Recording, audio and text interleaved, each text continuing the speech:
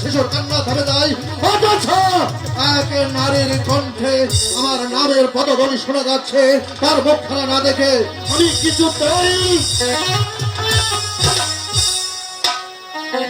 যে অপূর্ব রূপ তোমার, যেন আকাশের চাঁদ স্বয়ং আমার প্রাসাদে এসেছে।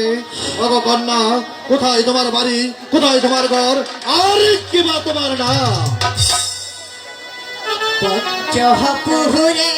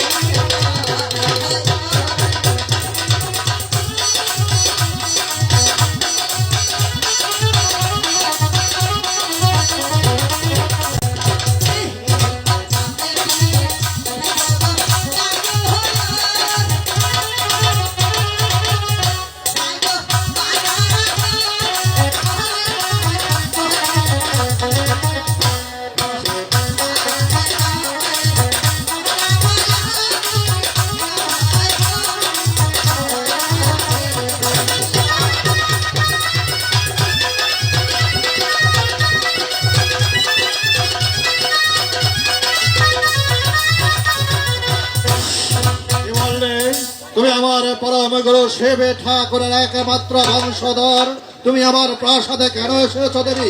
ওগো দেবী, তোমাকে জানাচ্ছি নমস্কার। ঠিক আছে চাচুদিগণ, আমি তোমার পাশে থেকে আগমন করেছি, তা তুমি জানতে চাও? অবশ্যই জানতে চাই, তুমি আমার প্রাসাদে কিসের জন্য আগমন? শোনো চাঁদ, আমার পিতার কাছে আমি শুনেছি